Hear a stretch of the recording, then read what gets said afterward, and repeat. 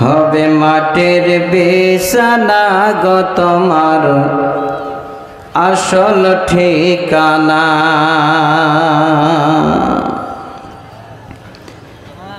একদিন তোমায় মরতে হবে, তুমি ভুলে যেও না।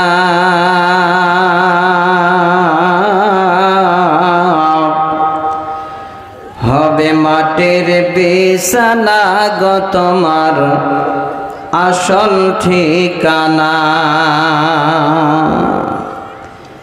এ গাড়ি বাড়ি টাকা কড়ি কিছুই রবে না।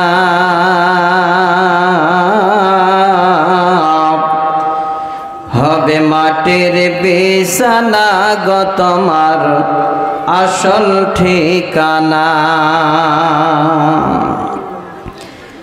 কাঁদবে পিতা কাঁদবে মাতা কাঁদবে ভাই বোন,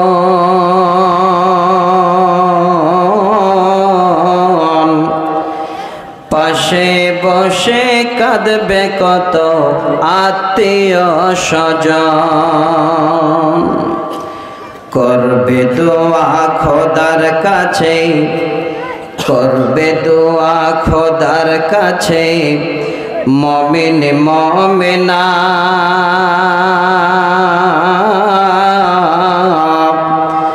হবে মাটির বিছানা গো তোমার আসল ঠিকানা।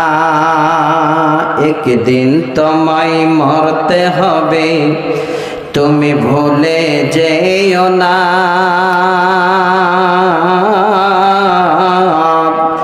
হবে মাটির বিছানা গো তোমার আসল ঠিকানা। আপন জনে কান্না সবে সবে শুনতে পাবে।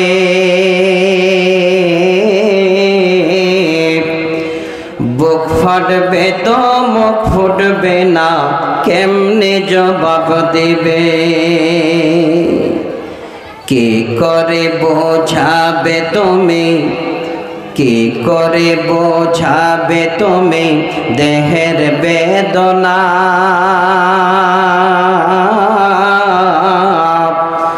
হবে মাটির বিছানা গো তোমার আসল ঠিকানা। হবে মাটির বিছানা গো তোমার আসল ঠিকানা। উপস্থিত সুনামধন্য সম্মানিত আজকে মহতি জালসার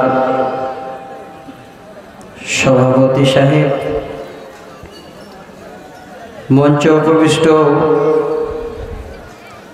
আকাশে সাদৃশ ওলামায়ে কিরাম, সম্মুখে বসে থাকা বিভিন্ন এরিয়া থেকে আসা সকল বাংলাভাষী ও হিন্দিভাষী আমার স্নেহভাজন ও শ্রদ্ধাভাজন শ্রোতামণ্ডলী, বড্ড পর্দার ভিতরে বসে থাকা আমার পর্দা নাসিনা অবলা সরলা মা খালা বোন ও বোনান্নেরা, সর্বাগ্রে সে রব্বুল আলমিনের দরবারে শুকরিয়া জ্ঞাপন করি যে আল্লাহর আদেশে পূর্ব গগনে সূর্য উদিত হয় এবং পশ্চিম গগনে অস্ত যায়। যে মনিবের আদেশে আজকে আমরা দিবাগত রাতে সকলে বেঁচে থেকে শ্বাস প্রশ্বাস নিয়ে কোরআন এবং সহিহ সুন্নাহ হাদিস শোনার উদ্দেশ্যে একত্রিত হতে পেরেছি, তাই সে আল্লাহকে রাজি করার জন্য একবার তিনার কিবরিয়া তিনার হামদ সানা আমরা করি, উচ্চস্বরে পড়ি আলহামদুলিল্লাহ। দরুদ সালাম অবতীর্ণ হোক আমাদের নবীকুলের শিরোমণি মা আমিনার দুলাল, মানবকুলের শ্রেষ্ঠ মানব নবী মুহাম্মদ রাসূলুল্লাহ সাল্লাল্লাহু আলাইহি ওয়াসাল্লামের উপর শত সহস্র শান্তির ধারা বর্ষিত হোক। আল্লাহুম্মা আমিন। আল্লাহুম্মা সাল্লি আলাইহি, আল্লাহুম্মা বারিক আলাইহি। ব্রাদার ইন ইসলাম, দীর্ঘ সময় ধরে কমিটি অপেক্ষা করছেন, আর আমরাও অপেক্ষা করছি পরিপূর্ণরূপে লোকজন এসে জালসাটা কিভাবে কখন শুরু হয়। আমরা আস্তে আস্তে পুরনো জিনিসগুলো সব ভুলে যাচ্ছি। এখন যত মোবাইল বেরিয়েছে সব ডিজিটাল, আর মানুষের চলাটাও এখন ডিজিটাল হয়ে গেছে। আমাদের ঘোরাফেরা থেকে যা যাবতীয় সব ডিজিটালে পরিণত হয়ে গেছে। কেন বলছি, এলাকায় যেখানে যান 9টার আগে বা 8টার আগে লোকজন আর জালসায় আসে না। 12টা না বাজতে আবার দেখেন যাওয়ার জন্য রাস্তা আপনারা নিচ্ছেন,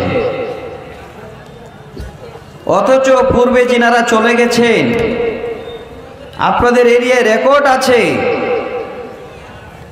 সেই আসর নামাজ থেকে শুরু করে 12টা, 1টা, 2টা, 3টা, 4টা পর্যন্ত জালসা শুনেছেন, কোরআন হাদিস শুনেছেন। কিন্তু যিনারা এই কোরআন হাদিসের প্রেমিক ছিলেন, হয়তো আমাদের অনেক 2-4 পিঢ়ি আগে ওনারা চলে গেছেন। তো ভাইরা আমার, আমি আজকে আপনাদের কাছে অনুরোধ করছি, শর্ট সময়, খুব শর্টে কিছু বক্তৃতা রাখবো ইনশাআল্লাহ। কোরআন এবং সহিহ সুন্নাহর উপরে যেইটুকু বলবো চেষ্টা করব আল্লাহ পাক রব্বুল আলামিনের কাছে এইটুকুন আবেদন জানিয়ে যে আল্লাহ, যতটুকুন সময় তুমি আমাকে বলার শক্তি দেবে, যেন তোমার কোরআন এবং সহিহ সুন্নাহর আলোকে আলোচনা করতে পারি। রব্বুল আলামিন তুমি আমাকে বলার, শ্রোতাদের শ্রবণের করে পরিপূর্ণরূপে আমল করে পরকালে আল্লাহ তুমি জান্নাতুল ফেরদাউস আমাদের দিও। তার জন্য একবার পড়ি আল্লাহুম্মা আমিন। আমার শেখ সাহেব বন্ধুগণ, অত্র এলাকায় যেখানে প্রোগ্রাম হয়, যদি সত্যিতে ওনার সঙ্গে মোলাকাত হয়ে ভালো লাগে এবং উনি সভাপতি থাকেন আরও ভালো লাগে। অল্প সময়ের মধ্যে খুব মূল্যবান কিছু কথা বললেন, মনে হচ্ছিল যে আরও কিছু শুনি। আসলে আমরা আজকে কোরআন ভুলে গেছি। কোরআনের ভিতরে কি আছে সেটা এখনো আমরা উপলব্ধি করতে পারি না। এই কোরআন মানুষকে কোন জায়গা থেকে কোন জায়গায় পৌঁছাতে পারেন, আমাদের কাছে আছে, সহজ, তাকে তুলে রেখেছি, সামসেডের উপরে তুলে রেখেছি, গোদরেজের ভিতরে ঢুকিয়ে রেখেছি, কিন্তু তার ভিতরে কি আছে পড়ে যে কিছু আমরা অর্জন করব, এই সুযোগ আর সময় কিন্তু আমরা আর দিতে পারছি না। এটা আমাদের নসিব খারাপ। খুব ভালো করে শোনেন, কোরআন মানুষকে কোথায় পৌঁছাতে পারে? যদি প্রকৃত আপনারা কেউ কোরআনের প্রেমিক হন, যদি আপনার রাই দানা পরিবার ঈমান থাকে, আপনি যদি সত্যিকারে একজন মুমিনের খাতায় নাম লিখিয়ে থাকেন, তাহলে কোরআন শুনলে আপনি কোথায় পৌঁছাতে পারেন তার জন্য সূরা আনফালের 2 নম্বর আয়াত আমি পড়েছি। একটা বিষয়কে, একটা মাজমুনের উপরে কিছু আলোচনা করব তার জন্য, তবে শুরুতে 1-2 কথা আপনাদের সামনে আছে, ভালো করে শুনবেন। পৃথিবীর বুকে মানুষের ঠিকানা হলো 5টি, মানুষের বাড়ি হলো 5টি জায়গায়। কোথায়? 1 নম্বরে হলো বাবার পিঠে, দ্বিতীয় নম্বর হলো মায়ের পেটে, তৃতীয় নম্বর হলো এই যে কাঁচা পাকা বাড়ি আমাদের আছে এই জমিনের বাড়িতে, চতুর্থ নম্বর জায়গা হলো কবরে, এবং পঞ্চম নম্বর জায়গাটা হলো যেদিন আল্লাহ পাক আমাদের সকলকে তুলে হিসাব নিকাশ করার পরে দুইটা জায়গা আল্লাহ আমাদের ভালো মন্দ রেখেছেন, একটা জান্নাত আর জাহান্নাম। এই পঞ্চম নম্বর বাড়িটা হলো আমাদের জান্নাত কিংবা জাহান্নাম। খুব ভালো করে মাথায় রাখবেন। তো আজকে যদি আল্লাহর জান্নাত কেউ পেতে চান, পঞ্চম নম্বর বাড়িটা যদি আপনারা কেউ আজকে অধিকার নিতে চান, গ্রহণ করতে চান, তাহলে আপনাকে কি করতে হবে? একাধ দুটো পরামর্শ শুধু আমি আপনাদের সামনে তুলে দিচ্ছি। ওয়ারাসাতুল আম্বিয়া হিসাবে যেহেতু আমাদের দায়িত্ব আছে, সেই কথাগুলো একটু একটু করে আপনাদের সামনে আমি আলোচনা করি। এবার আসেন, আমি প্রথমে যে আয়াত পড়েছিলাম সে আয়াতের তরজমা, তার ব্যাখ্যা, তার সুন্দর অর্থটা আগে আপনারা একটু বুঝেন। আল্লাহ পাক এই আয়াতের মধ্যে সর্বপ্রথমে আগে দুটো জিনিসকে ফলো করালেন, আর 3 নম্বর শব্দটাই হলো আমার বিষয়। ইনশাআল্লাহ সেটা আমি নিয়ে আলোচনা করব। তবে যারা প্রকৃত মুমিন, আপনাদের শরীরের রোমগুলো শিউরে উঠবে যদি আপনি প্রকৃত মুমিন হয়ে আজকে কোরআন শোনেন। আল্লাহ পাক বলেন, রব্বুল আলামিন বলেন, বিসমিল্লাহির রহমানির রহিম, ইন্নামাল মুমিনুনাল্লাযীনা ইযা যুকিরাল্লাহু ওয়াজিলাত কুলুবুহুম ওয়া ইযা তুলিয়াত আলাইহিম আয়াতুহু যাদাতুহুম ঈমানা ওয়া আলা রাব্বিহিম ইয়াতাওয়াক্কালুন। আল্লাহ বলেন, মুমিন তারাই ইজা যুকিরাল্লাহু ওয়াজলাত কুলুবুহুম, যখন কোরআন তারা শ্রবণ করে, কোরআন যখন তারা শোনে, কোরআনের যখন জিকির হয়, কোরআনের কথা যখন আলোকপাত হয়, তখন তাদের হৃদয়টা যেন ভয়ে বিচলিত হয়ে যায়, তাদের অন্তর যেন ভয়ে ভেদ হয়ে যায়। আল্লাহ বলেন, বান্দারে, ওয়া ইজা তুলিয়াত আলাইহিম আয়াতুহু যাদাতুহুম ঈমানা, আর আমার কোরআন যখন তেলাওয়াত করা হয়, আমার কোরআন যখন পড়া হয়, ওই সময়ে তাদের ঈমান যেন আস্তে আস্তে আস্তে আস্তে বৃদ্ধি লাভ করে। ওয়া আলা রাব্বিহিম ইয়াতাওয়াক্কালুন, আর সম্পূর্ণরূপে বা সম্পূর্ণভাবে তারা আমার উপরে সমস্ত যাবতীয় ভরসা রাখে। দেখেন, পরের আয়াতে গেলে আরো কিছু পাওয়া যাবে, আমি যাচ্ছি না। আমি একটা শব্দকে নিয়ে আপনাদের সামনে আলোচনা করব, তার জন্য বিস্তারিত আর আলোচনায় যাচ্ছি না। মুমিনের পরিচয় দিতে গিয়ে আল্লাহ পাক রব্বুল আলামিন এখানে 3টা জিনিস উল্লেখ করলেন। 1 নাম্বার, কোরআন যখন পড়া হয় সেই সময় কোরআনের জিকির যখন হয় তখন অন্তর ভয় ভীত হয়ে যায়। কোরআন যখন তেলাওয়াত করা হয় তখন ঈমান বৃদ্ধি পায়। আর আল্লাহ পাক রব্বুল আলামিনের উপরে ভালো মন্দ যা যাবতীয় সম্পূর্ণ আল্লাহ করেন, এই কথাটা মেনে নিয়ে আল্লাহ পাক রব্বুল আলামিনের উপরে তাওয়াক্কুল করে ভরসা করে।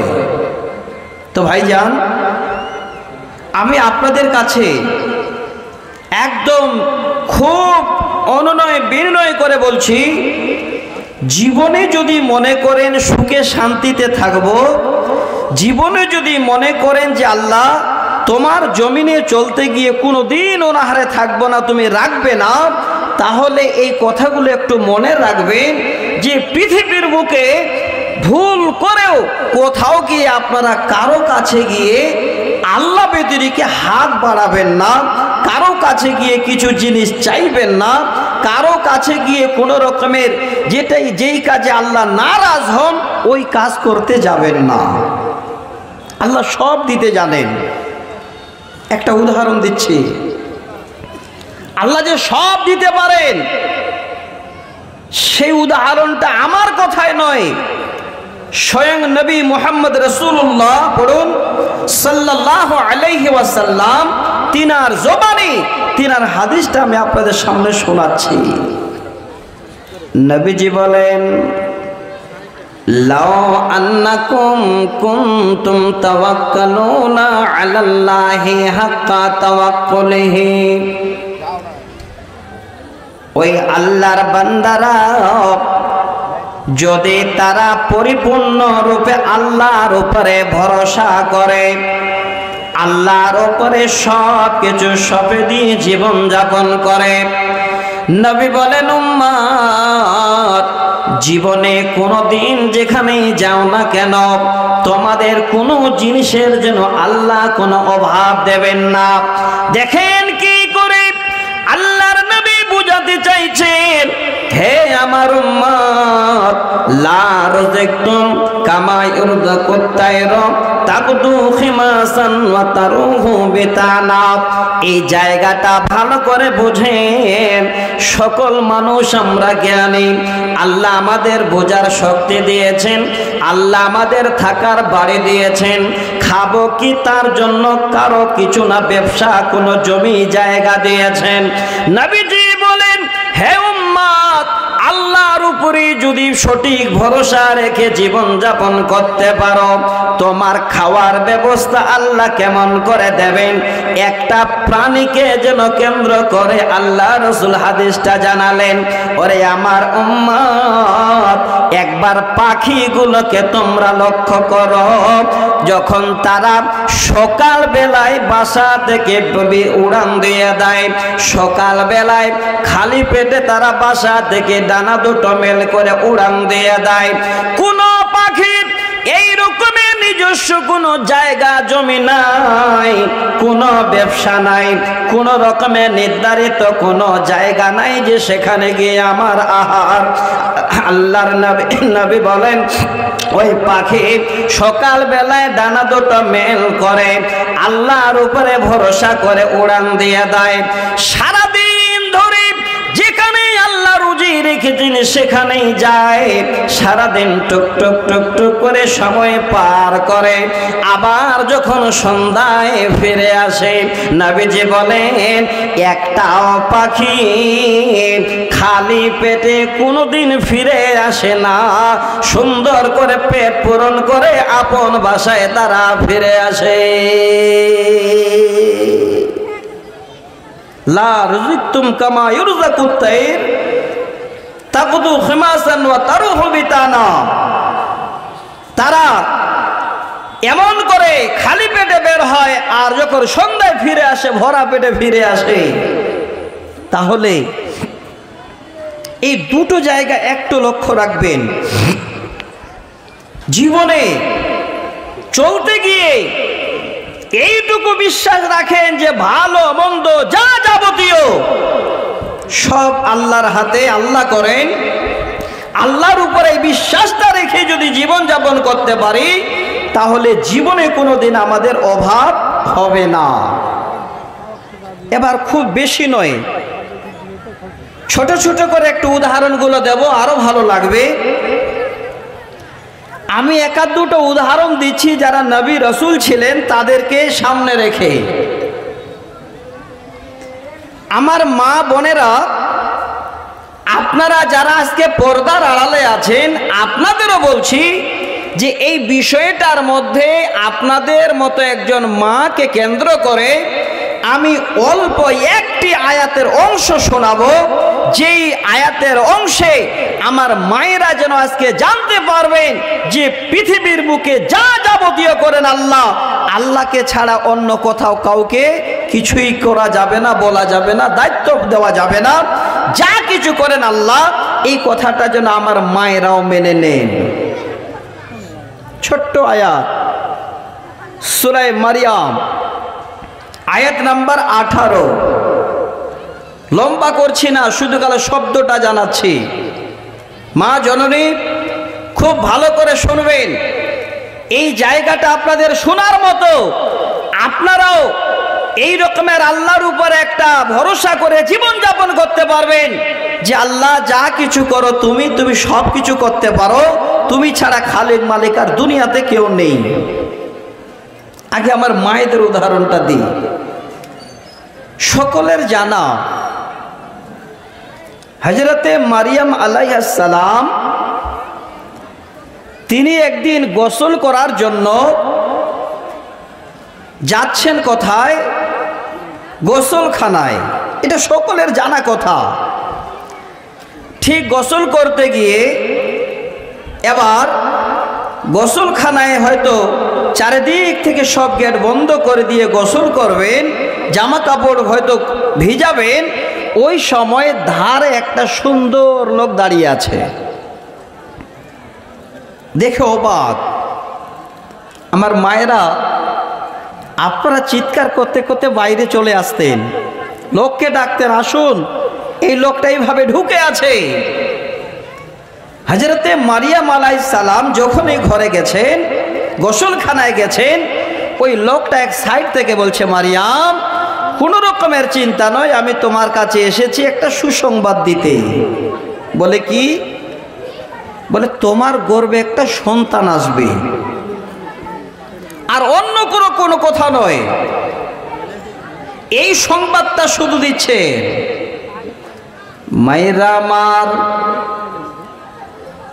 হযরতে মারিয়াম আলাইহিস সালাম কোনো চিৎকার না করে প্রথমে যেন একটু জানতে চাইলেন, আল্লাহর বান্দারে, আমার কেমন করে সন্তান আসবে? ওয়ালাম ইয়ামসাসনি বাশরুন ওয়ালাম আকু বাগিয়া, আমাকে কোনো পুরুষ স্পর্শ করেনি, আর আমি খারাপ মেয়েও নই, কেমন করে আমার সন্তান আসবে? সেই লোকটি দাঁড়িয়ে বলছে, মারিয়াম, আল্লাহর তরফ থেকে তোমার কাছে সন্তান আসবে, এটা আল্লাহর জন্য যেন দেয়া সহজ। এই কথাটা বললেন, তখন তিনি এই শব্দটা বলছেন, আউযু বিররহমানি মিনকা ইন কুনতা তাকিয়া। দেখেন এই শব্দটার কত মূল্য। ক্বালাত আউযু বিররহমানি মিন কুনতা তাকিয়া, সঙ্গে বলছেন আমি আল্লাহ রাব্বুল আলামিনের কাছে পানা চাই, অন্য আর কারো কাছে কোন রকমের কথাও না বলে আল্লাহ পাককে বলছেন, আল্লাহ আউযু বিররহমানি মিন কুনতা তাকিয়া, ওগো আল্লাহ, আমি তোমার কাছে এত জন বিশ্বাস রেখেছি, এত ভরসা আছে, আল্লাহ যেন তুমি এই রকমের সংবাদ দিয়ে পাঠিয়েছ, তাই আমি তোমাকে এই সংবাদের কথাটা জানিয়ে দিলাম। আল্লাহ রাব্বুল আলামিনের কাছে বিশ্বাস রেখে, ভরসা রেখে এক বাক্যে যেন কথাটা মেনে নিলেন, আর দ্বিতীয় কোন রকমের শব্দ উচ্চারণ হয় না। আল্লাহ, আমি তোমার কাছে পানা চাই, আজকে এই রকমের সুসংবাদ তুমি পাঠিয়েছ।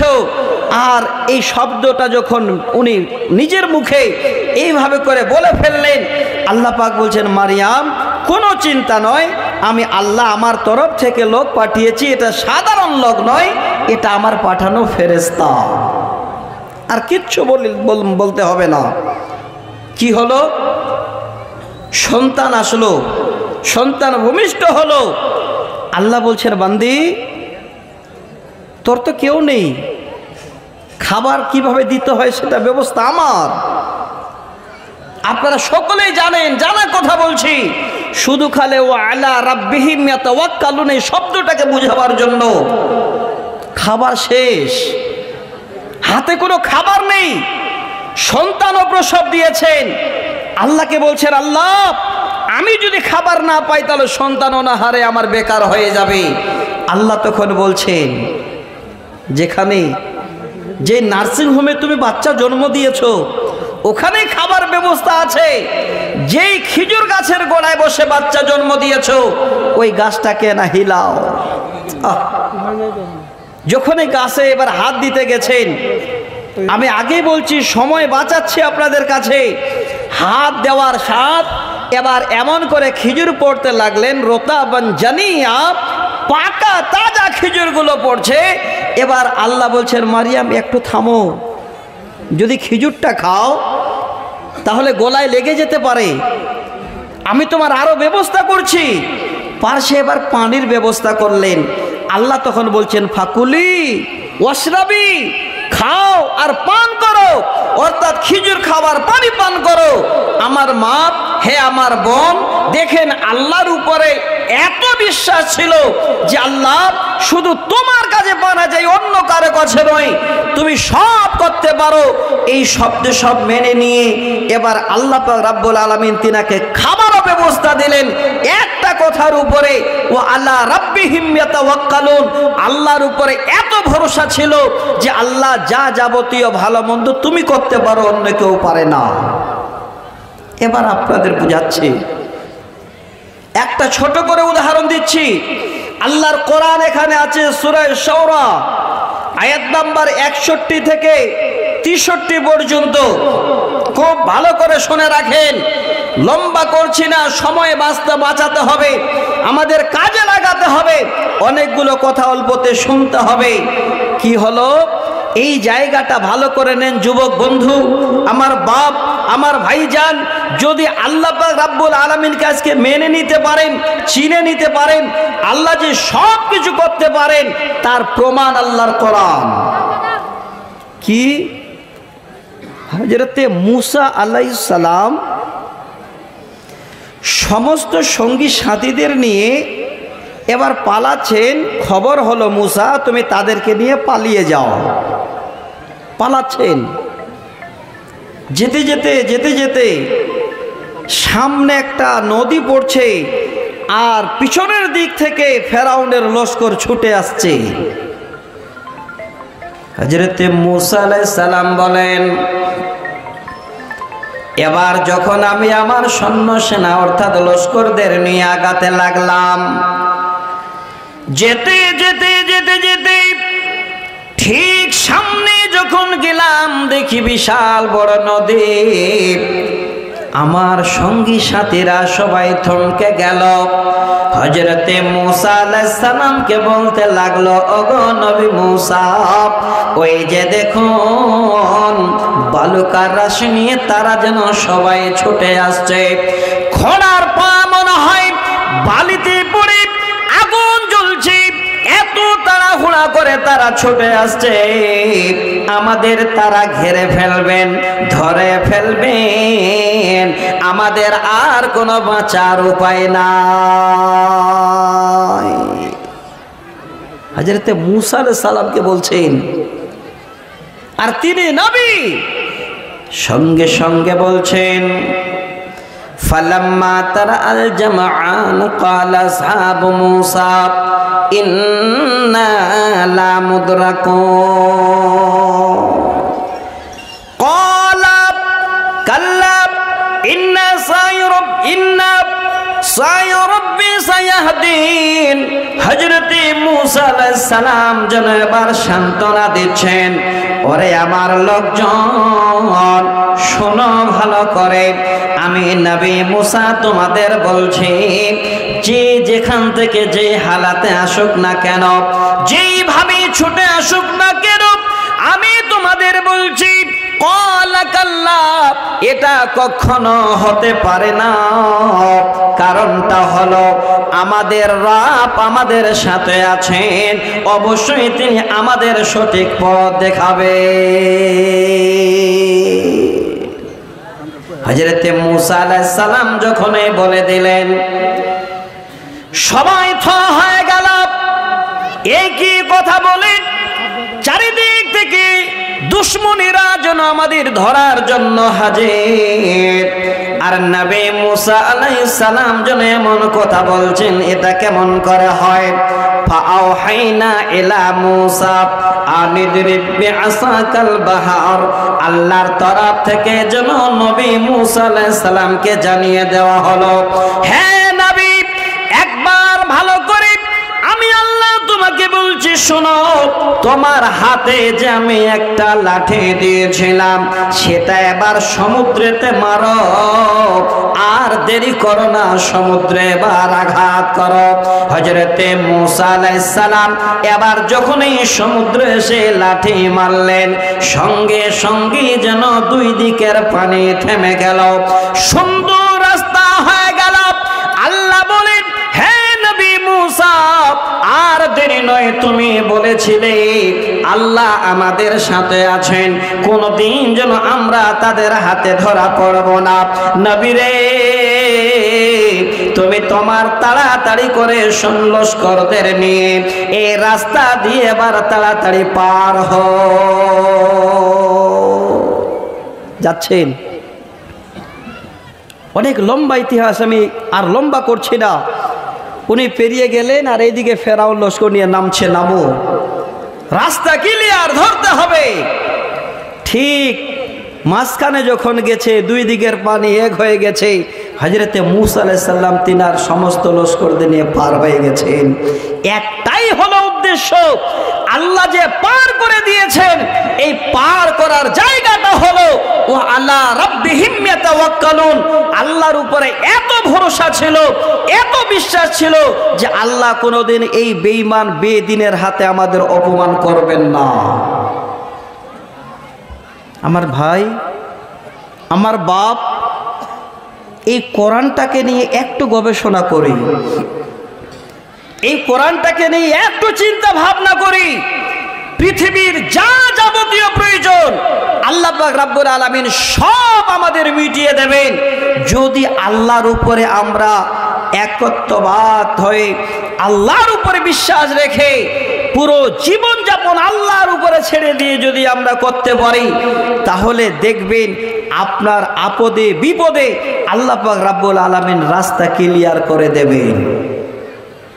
ছোট্ট একটা আয়াত, তার অংশ সূরা তাওবা আয়াত নাম্বার 40। আপনাদের এই জায়গাটার লম্বা করব না, আগেই বলছি, খালি একটু একটু করে উদাহরণ দিচ্ছি, যেন আমাদের ভিতরটা কোরআন শুনে এই রকমের উতলে যায়।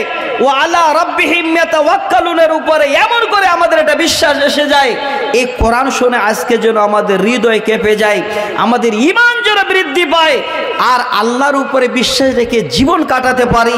এই তার জন্য ছোট করে উদাহরণগুলো দিচ্ছি, লম্বা করে নয়। একটা উদাহরণ লম্বা করে দিতে গেলে 1 ঘন্টা শেষ হয়ে যাবে, খালি জানার জন্য বলছি। আল্লাহ রসুল খবর হয়ে গেল যে আর মক্কাতে থাকতে হবে না, এবার তাড়াতাড়ি করে মদিনায় রাস্তা নিন।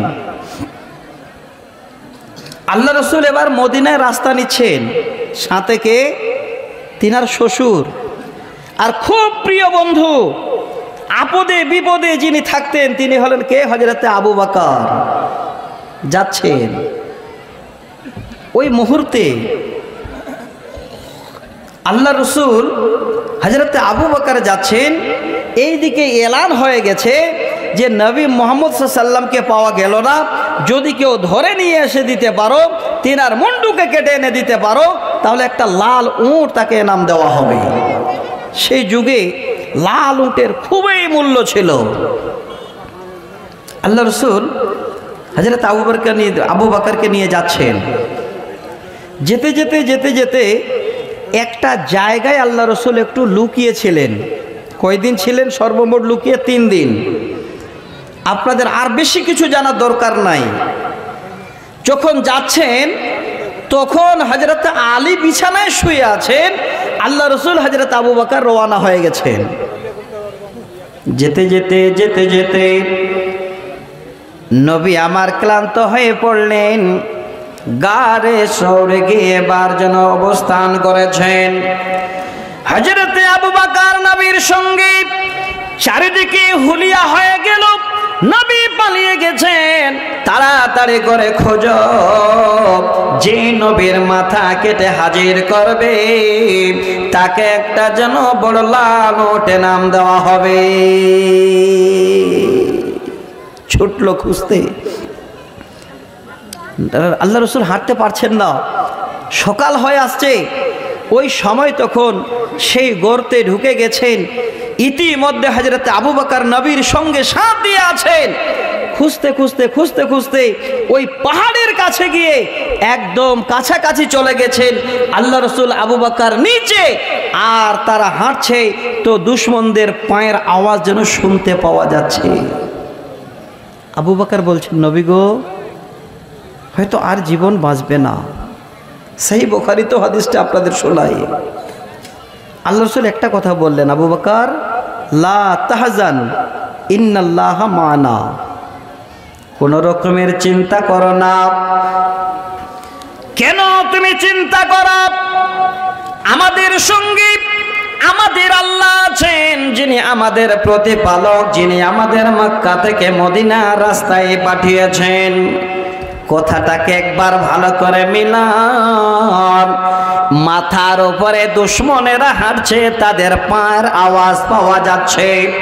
ওই মুহূর্তে আল্লাহ রসুল আবু বকরকে বলছেন, আবু বকর কোন রকমের চিন্তা করো না, ইন্নাল্লাহা মা'ানা, নিশ্চয়ই আল্লাহ আমাদের সাথে আছেন, কোনো যেন আমাদের ভয় নাই, কোন রকমের তুমি চিন্তা করো না। চারিদিক দেখার পরে আল্লাহ রসুলের খোঁজ পেলেন না, চলে আসলেন। আল্লাহ রসুল বলছেন, আবু বকর জানো, এখানে আমরা দুজন নেই, আল্লাহ সালেসুহুমা, সহিহ হাদিসের শব্দ, আমাদের তৃতীয় জন আমাদের সাথে আছেন, তিনি হলেন আমাদের আল্লাহ। কোনো ভয় নেই। আল্লাহর উপরে এত বিশ্বাস, এত তাওয়াক্কুল যে দেখেন দুশমন মাথার উপরে তাদের আওয়াজ পাওয়া যাচ্ছে পায়ের। আল্লাহ রসুল সান্ত্বনা দিচ্ছেন, কোনো চিন্তা করো না, ইন্নাল্লাহা মা'ানা, নিশ্চয়ই আল্লাহ আমাদের সাথে আছেন, কোনো রকমের তুমি চিন্তা করো না।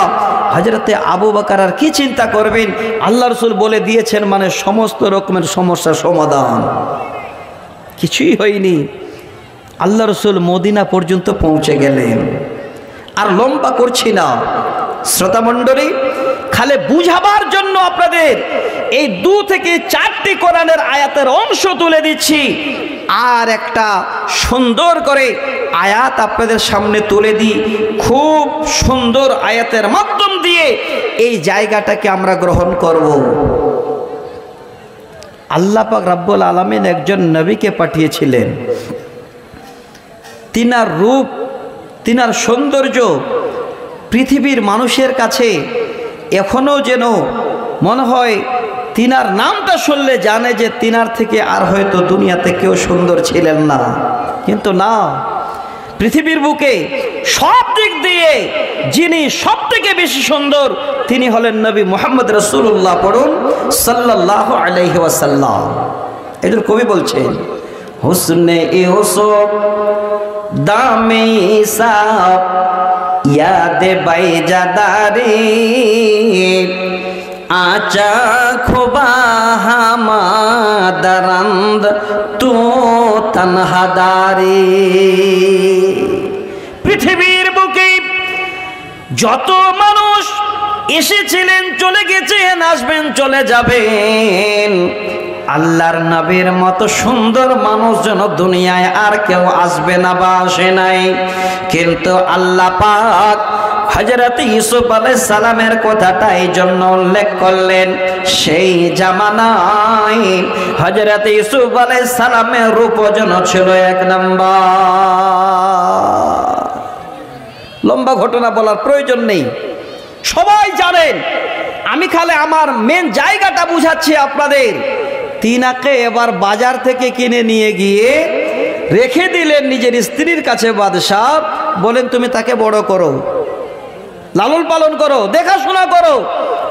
হযরত ইউসুফ আলাইহিস সালাম বড় হয়ে গেলেন। ইতিমধ্যে একটা দুর্ঘটনা ঘটছিল। কি? বাদশার বিবি কামিনী, আমরা জানি সেই কামিনী হযরত ইউসুফ আলাইহিস সালামের প্রেমে যেন হাবুডুবু খাচ্ছে। একদিন কি করলো? হযরত ইউসুফ আলাইহিস সালামকে নিজের আয়ত্তে করার জন্য চারিদিক দরজাগুলো খটখট খটখট করে লাগাচ্ছে। শেষ মুহূর্তে দেখছেন হযরত ইউসুফ আলাইহিস সালাম হয়তো ব্যাপার খারাপ, উনি এবার পালিয়ে যাচ্ছেন, পিছন থেকে জামা টানলো, সেটাও জানা। ওয়াগাল্লাকাতিল আবওয়াবা ওয়া ক্বালাত হায়তালাক, আল্লাহর কোরআনের আয়াত। ওয়াগাল্লাকাতিল আবওয়াবা ক্বালাত হায়তালাক, এবার জানলা দরজা বন্ধ করে দিয়ে হযরত ইউসুফ আলাইহিস সালামকে নিজের কাছে জন্য আহ্বান জানান। একজন নবী দেখেন কত বড় আল্লাহর উপরে বিশ্বাস করতে পারেন, কত বড় আল্লাহর উপরে ভরসা। সঙ্গে বলেন ক্বালা মাআযাল্লাহ ইন্নাহু রাব্বি, হে আল্লাহ আমি তোমার কাছে যেন পানা চাই। আল্লাহ রাব্বুল আলামিনের কাছে যেন এই শব্দটা বলে দিলেন, আমি আল্লাহর কাছে পানা চাই। এই শব্দটা বলার সাহায্য যেন আল্লাহ ব্যবস্থা করে দিলেন। পরিশেষে জানা যায়, কোরআনের তাফসীরে যেন দেখতে পাওয়া যায় হযরত ইউসুফ আলাইহিস সালাম সেখান থেকে বেরিয়ে চলে গেছেন। পিছন থেকে জামা ছিঁড়ল, তারপরেও যেন কোন রকমের আর সমস্যা পরে হয় নাই। হযরত ইউসুফ আলাইহিস সালামের জয় জয়কার হয়েছিল। কারণ হলো একটাই, ক্বালা মাআযাল্লাহ, আল্লাহর উপরে ভরসা রাখার কারণে। আগে দেখেন, আগে আগে মহিলারা এত তাড়াতাড়ি ভর্তি হয়ে গেল। মা বোন, এই সমস্যা আপনাদের শুরু হয়ে গেল, জায়গা হচ্ছে না। আপনারা একটু দয়া করে ভিতরে চেপে ঢুকেন, জায়গা যেন ফাঁকা না থাকে। সামনে থেকে আপনারা বসেন, একটু সামনে চেপে বসেন। মা, আপনারা শোনার জন্য এসেছেন, একটু একটু করে শুনবেন, আশা করি ভালো লাগবে। বেশি লম্বা কিছু শুনতে হবে না, খালি পয়েন্টগুলো নেবেন। হয়তো 10টা পয়েন্টের মধ্যে যদি 2টা পয়েন্ট মনে থাকে, তাহলেই আল্লাহ পাক রাব্বুল আলামিনকে আমরা সব কিছু দিয়ে দিতে পারবো, যে আল্লাহ যা ভালো মন্দ তুমি করতে পারো। মা জননী, আসেন গো, তাড়াতাড়ি চলে আসেন, একটু জায়গা নেন ভিতরে।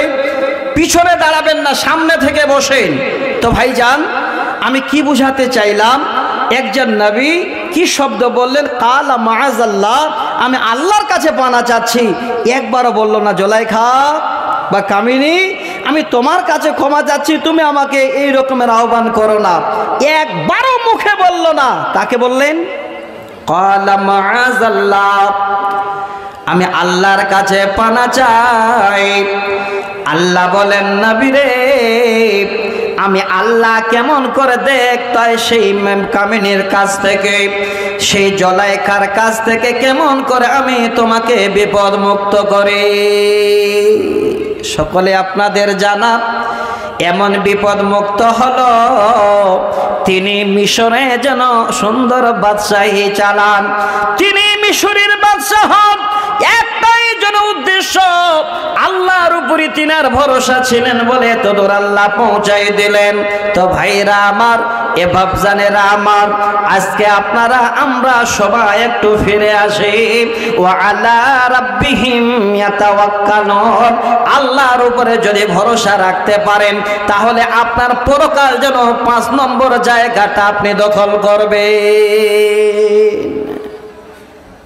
জালসা শুরু হলো, আর 100 করে টাকা আমার ভাইরা দিতে লাগলেন। মাদ্রাসাটা অনেক দিনের পুরানা দেখলাম, তো আসলে মনে হচ্ছে অনেক দিন বয়স, কিন্তু সেই মাদ্রাসাটাকে আজকে আবার আপনারা ইনশাল্লাহ আগামী দিনে অত্র এলাকার মানুষ জিন্দা করে সেই সুন্নাতটাকে আপনারা আবার হয়তো জারি করবেন, আল্লাহ রসুলের হাদিস কোরআন এখানে আবার পড়াশোনা হবে, সে আশা নিয়ে জালসার আয়োজন। তো বন্ধু, আপনারা যারা দেবেন আলহামদুলিল্লাহ একটু মন খুলে দেবেন। প্রথমে যারা দিয়েছেন 100 টাকা, এটা কম মনে করিয়েন না, এই 100 টাকা আল্লাহর কাছে 1 লক্ষ টাকার থেকেও দামি। হয়তো যে আগে দিয়ে ফেলেছেন, আল্লাহ তুমি দানকে কবুল করো, আল্লাহুম্মা আমিন। তবে আমি আপনাদেরকে একটা জায়গায় গিয়ে শুধু খালি একটু আহ্বান জানাবো, দেখবেন আমাকে আর বেশি চাইতে হবে না, আপনারা কিছু না কিছু আল্লাহকে রাজি করার জন্য দেবেন ইনশাআল্লাহ। খালি একটু আসতে দেন। আল্লাহর উপর যদি ভরসা থাকে, আল্লাহর উপর যদি ভরসা করতে পারেন, তাহলে ৫ম নম্বর জায়গাটা যেটা বলেছিলাম জান্নাত, ওই জান্নাতে আল্লাহ পাক রাব্বুল আলামিন পাঠাবেন, তো কোনো হিসাব হবে না। তাহলে এর থেকে ভাগ্যবান কে? একদম সহি হাদিস, ইবনে আব্বাস হাদিসের রাবী, তিনি বলেন ইয়াদখুলুল জান্নাতা মিন উম্মতি ৭০ আলফান বিগাইরি হিসাবিন। আল্লাহর নবী বলছেন, হরে আমার উম্মত শুনে নাও, ৭০,০০০ আমার উম্মত, ভালো করে মিলিয়ে নেবেন। ৭০,০০০-এর মধ্যে যেন আমরা সবাই পড়ি, বলুন আল্লাহুম্মা আমিন। ৭০,০০০-এর মধ্যে এই এলাকার মানুষ যেন পড়ি, বলুন আল্লাহুম্মা আমিন। নবীজি বলেন ইয়াদখুলুল জান্নাতা মিন উম্মতি ৭০ আলফান বিগাইরি হিসাবিন হুমুল্লাযীনা লা ইস্তারকুনা ওয়া লা ইয়াতাতায়্যারুনা ওয়া আলা রাব্বিহিম ইয়াতাওয়াক্কালুন। নবীজি বলেন ওই ৭০,০০০ আমার উম্মত যারা বিনা হিসাবে জান্নাতে যাবে, আল্লাহ তাদের হিসাব নেবেন না। তারা হলেন কারা? হুমুল্লাযীনা লা ইস্তারকুনা। আল্লাহর নবী বলছেন, প্রথম নম্বরে হলো যারা জীবনে কোনোদিন ঝাড় ফুঁক করল না, যারা জীবনে কোনোদিন তাবিজ পড়ল না, যারা জীবনে কোনোদিন একটু কিছু হয়েছে ডাক্তারের কাছে চিকিৎসায় গেল, 2 দিন 4 দিন 1 মাস যাওয়ার পরে শরীর যেন তারপরও ভালো মনে হচ্ছে না। আমাদের মধ্যে এই রকমের কিছু খারাপই আছে, লোকজন বলে দেয় আজকে এত ডাক্তারের কাছে যাবার পরেও কেন আমার বেমার ভালো হয় না, শরীরটা আমার কেন এখনো খারাপ হয়ে আছে, দেখো তো এলাকায় কোনো ওঝা আছে কিনা, এই রকমের কেউ ঝাড়ফুঁক করে কিনা, নাউজুবিল্লাহ। হ্যাঁ বন্ধু, শোনেন ভালো করে, আপনি 1 মাস ডাক্তারের কাছে গেছেন, হয়তো সঠিক চিকিৎসা ডাক্তার আপনার করতে পারে নাই বলে আপনার বেমার এখনো ভালো হয় নাই। যিনি বেমার ভালো করেন তিনি হলেন আল্লাহ। আবার ডাক্তারের কাছে যান, না হলে অন্য ডাক্তার চেঞ্জ করেন, আল্লাহর উপরে ভরসা রাখেন। কোনদিন এই রকমের ঝাড় ফুঁকে যাবেন না। আল্লাহ রাসূল বলছেন হুমুল্লাযীনা লা ইস্তারকুনা ওয়া লা ইয়াতাতায়্যারুনা, যারা জীবনে কোনোদিন ঝাড় ফুঁক করে না এবং অশুভ ফল গ্রহণ করে না। ভাইরা আমার, অনেকে গিয়ে হাত দেখান আর বলেন দেখো তো আমার কি হবে আগামী দিনে। অনেক বন্ধু আছেন মাথায় যেন 2টা যদি কারো টাক দেখা যায়, ঠিকই দেখা যায়, তাহলে যেন বলে তোর 2টা বউ হবে, নাউজুবিল্লাহ। এই রকমের জায়গায় যারা কোনোদিন যায় না, অশুভ ফল যারা গ্রহণ করে না, আল্লাহ রাসূল বলেন ওয়া আলা রাব্বিহিম ইয়াতাওয়াক্কালুন, যারা আল্লাহর উপর ভরসা করে জীবন যাপন করলো, আল্লাহ তুমি যেন শিফা দেনেওয়ালা, আল্লাহ যেদিন তোমার ইচ্ছা হবে আমার শরীর তুমি ভালো করে দেবে। আল্লাহ আমার ভালো মন্দ কি আছে 50 বছর আগে আমার জন্মের লিখে দিয়েছ। আল্লাহ যাবতীয় যা কিছু তোমার উপরে আমার সব ছেড়ে দেওয়া আছে। আল্লাহর নবী বলেন এই রকমের যদি কোনো আমার উম্মত জীবনে ঝাড় ফুঁকে না যায়, অশুভ ফল গ্রহণ না করে, আল্লাহর উপরে যদি ভরসা রাখে, তাহলে তারা বিনা হিসাবে আল্লাহর জান্নাতে প্রবেশ করবে। আল্লাহ রাসূল যেন ৭০,০০০ উম্মতের কথা উল্লেখ করে, 1টা 2টো নয়, ৭০,০০০ উম্মত বিনা হিসাবে জান্নাতে যাবে, যারা ঝাড়ফুঁক করে না, অশুভ ফল গ্রহণ করে না, আল্লাহর উপরে ভরসা রাখে। এবার বলবেন মাওলানা, যদি বেমার ভালো না হয় তাহলে কি যাওয়া যাবে না? না, বেমার একজনই ভালো করতে পারেন। আর বেমার ভালো করার যদি সবথেকে বড় চিকিৎসা আছে তো কোরআনে খুঁজেন, শিফাউ ওয়া রাহমাতুল লিল মুমিনিন।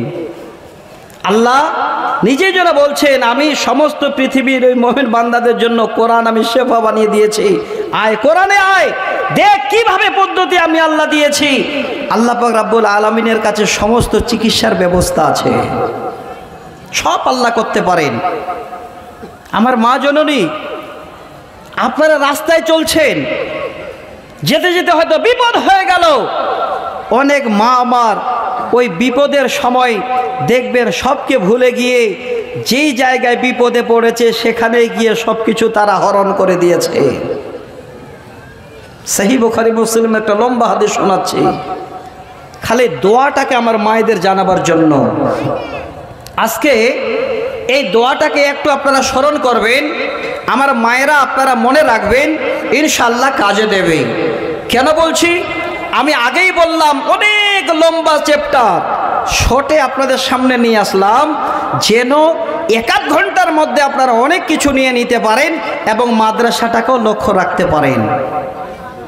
তিনি কে? হযরতে ইব্রাহিম আলাইহিস সালামের বিবি। তিনি যাচ্ছেন হিজরত করে, তো এক গ্রামে প্রবেশ করলেন।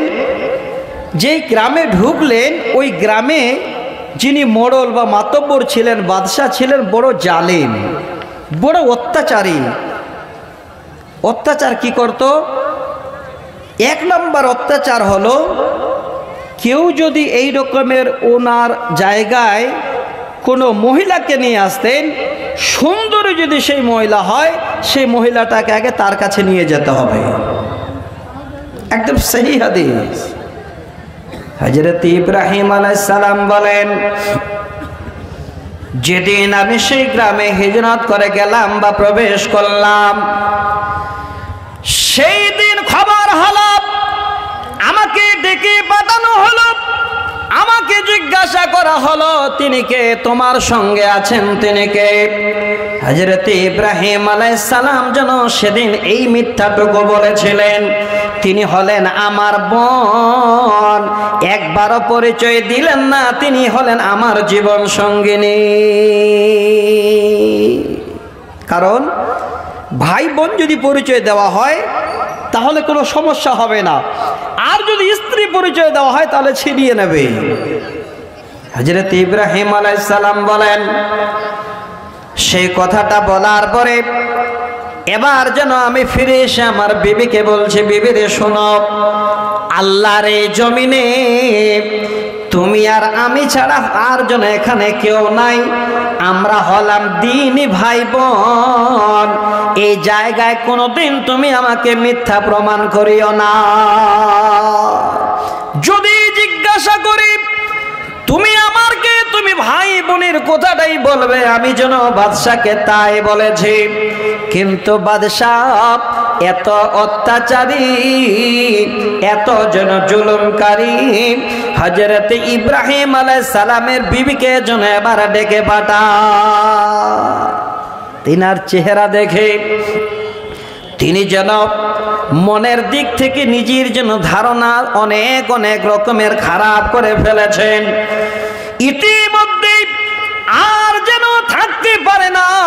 আল্লাহর বান্দী যিনি আল্লাহর উপরে এত বড় ভরসা রেখে দুনিয়াতে এসেছেন, আল্লাহর উপরে এত বড় বিশ্বাস, তিনার কাছে যখন খারাপ নজর দিয়ে হাত বাড়াতে গেছেন, সুবহানাল্লাহ, কোন মতে যেন বাদশা যেন আর আগে বাড়তে পারে না। কিন্তু বিবি একবার এইটুকু অনুমতি নিয়ে বলেছিলেন, আমাকে শুধু কালে 2 রাকাত সালাত আদায় করার সুযোগ দেওয়া হোক। পরিশেষে তিনি আল্লাহকে বলেছিলেন, আল্লাহ আমি তোমাকে বলছি, তোমার উপরে আমার বিশ্বাস আছে, তোমার নবীর উপরে আমার বিশ্বাস আছে। আল্লাহ আজকের দিনে এই রকমের বড় জালেমের প্রতি যেন পড়ে গেছে। আল্লাহ আমার ইজ্জত আমার স্বামী ছাড়া জীবনের জন্য আর কেউ দেখে নাই। রব্বুল আলামিন আজকে তুমি সেই সমস্ত কাফের বেঈমানকে তুমি তোমার দয়ায় আল্লাহ তোমার যা ইচ্ছা সেই ইচ্ছায় যেন এই রকমের জায়গা থেকে তার যেন বিফল করে ব্যবস্থা করে দাও। আল্লাহ পাক রব্বুল আলামিন এবার তিনার দোয়া যেন কবুল করে নিলেন।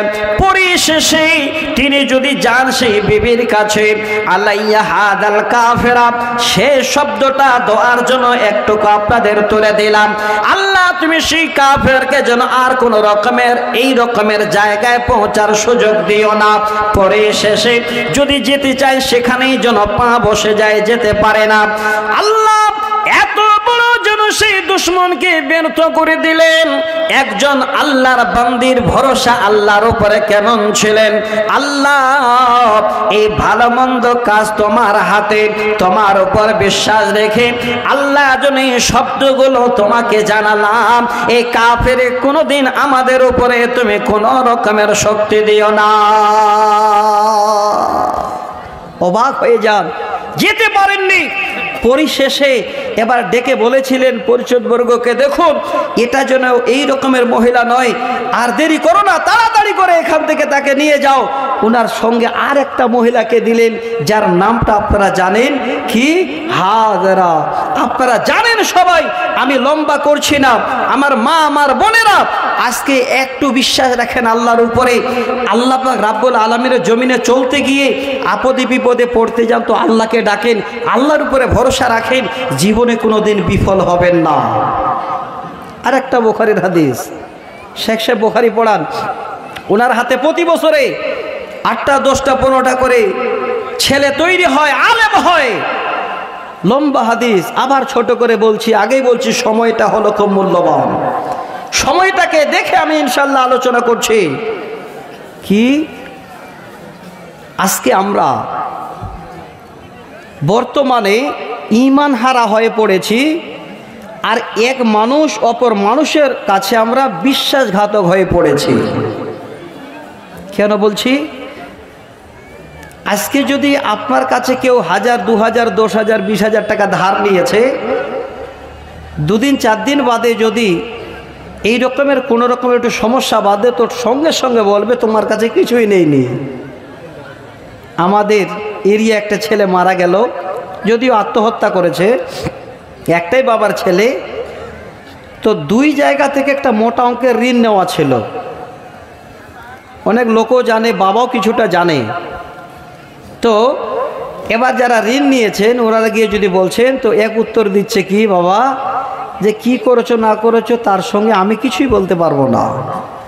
দেখেন, অথচ বাবাও জানে। আপনারা আমরা যে খুব ভালো মনে করিয়েন না, অল্পতেই একটু যদি মনের মধ্যে মিল না হয়, দেখবেন এক বন্ধু অপর বন্ধুকে টাকা পয়সা দিয়ে ধ্বংস করে শেষ করে দিয়েছে। হাদিসটাকে ফলো করাচ্ছি আপনাদের। وعن أبي هريرة رضي الله تعالى عنه قال قال رسول الله صلى الله عليه وسلم أنه ذكر رجل من بني إسرائيل سأل بعض بني إسرائيل أن يسلفه 1000 دينار। বনী ইসরাইলের মধ্যে একজন ব্যক্তি অপর একজন ব্যক্তির কাছে কিছু টাকা ধার করতে গেছে। আমরা তো ঋণ করি, ঋণ করতে গেলে হয়তো অনেক সমস্যা সমাধান হয়, তার জন্য যায়।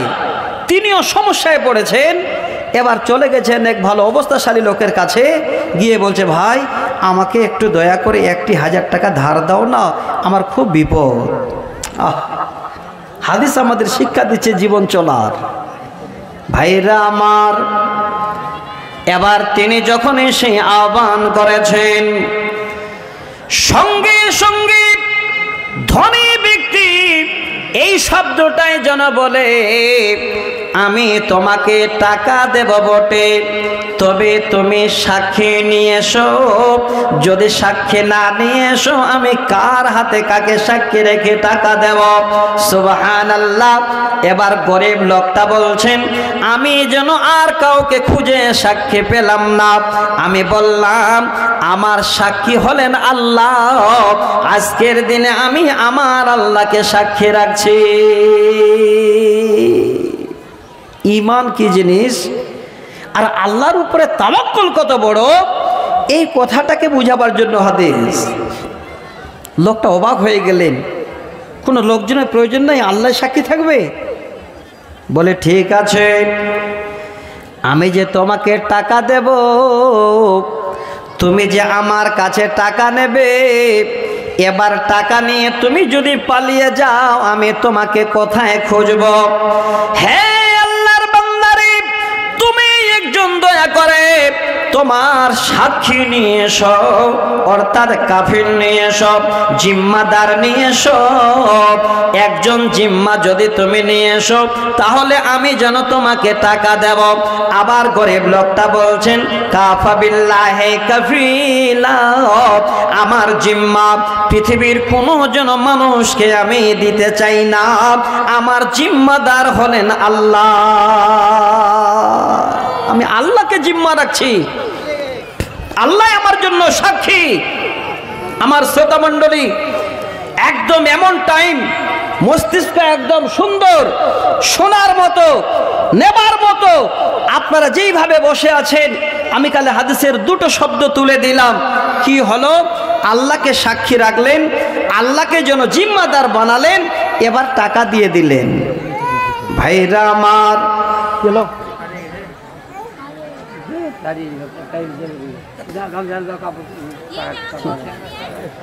আরে তুমি আসছো কেন গো? তুমি দাও না। ও বাবারে, এ ভাই কার একটা বাচ্চা গো, ছোট মেয়ে, দেখুন এই যে কাঁদছে, কার একটু নিয়ে যান না গো, ক্যামেরার সামনে দেখান, নিয়ে যান তো ভাই। কোন মা বোন আমার আছেন, একটু বাচ্চাটাকে নিয়ে যান। এত ছোট বাচ্চা কি করে ছেড়ে দেন আপনারা? হয়ে গেছে, হয়েছে, দেখে নিয়েছে ভাই। দেখেন কে হলো, দেন ওই যে মেয়েটার হাতে তুলে দেন। আমি নিয়ে যাও, নিয়ে যাও। এটা কোনো কথা হলো? হ্যাঁ, আচ্ছা যাক, হয়ে যাবে ভাই। যদি কারো ওয়ারিস কেউ থাকেন তো দয়া করে দেখেন, বাচ্চাটা কাঁদছে তো। খাস করে মহিলা মানুষ কান্না করলে আসলেই আমার কথা বলছি যেন আমার বুকটা ফেটে যায়।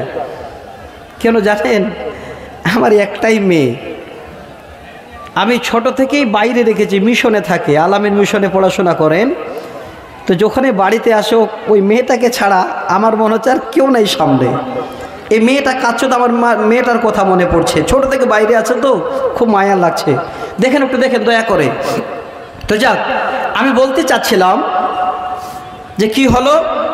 এবার বলছেন যে তাহলে আল্লাহ আমার জন্য জিম্মাদার, টাকা দিয়ে দিল। টাকা এবার নেওয়ার পরে তিনি গরিব মানুষ ভাবছেন, সংসার আমাকে উন্নত করতে হবে, এই টাকার মাধ্যমে কিছু আমাকে আয় বেশি করতে হবে। যেখানে গেলে বেশি আয় করা যাবে সেই রাস্তা আমাকে নিতে হবে। তিনি বলছেন, আমি এবার টাকা নিয়ে ব্যবসার জন্য নদী পাড়ি দিয়ে দিলাম। সেখানে গিয়ে এবার আমি ব্যবসায় নেমে পড়লাম। ওয়াদা ছিল অমুক দিনে অমুক তারিখে টাকা পৌঁছায় দেব। তিনি গরিব মানুষ বলছেন, আমি সকাল বেলায় আসব।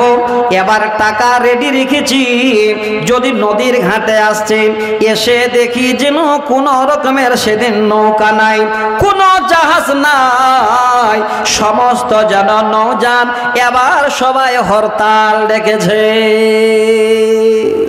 নৌকা নেই, জাহাজ নেই। উনি চিন্তায় পড়ে গেলেন। ফা আখাযা খাসাবাতান ফা নাকারাহা ফা আদখালা ফিহা আলফা দিনারিন। আল্লাহর উপরে কত বড় বিশ্বাস, আল্লাহর উপরে কত বড় ভরসা।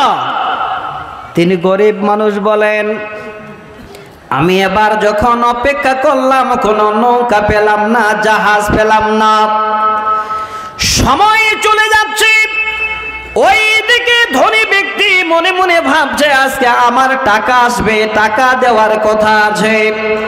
তিনিও যেন ওই পারে এসে হাজির। এবার গরিব মানুষ 1000 টাকা যিনি 1000 দিনার যিনি নিয়েছিলেন, যখন নৌকা পেলেন না, সামনে দেখেন একটি শুকনা কাঠ পড়ে আছে। কাঠটাকে এবার ধরে নিল, ফা আখদা খাসাবাতান ফা নাকারাহা, কাঠটা গর্ত করল, ফা আদখালা ফিয়া আলফা দিনারেন, এবার 1000 দিনার সুন্দর করে ঢুকিয়ে দিল।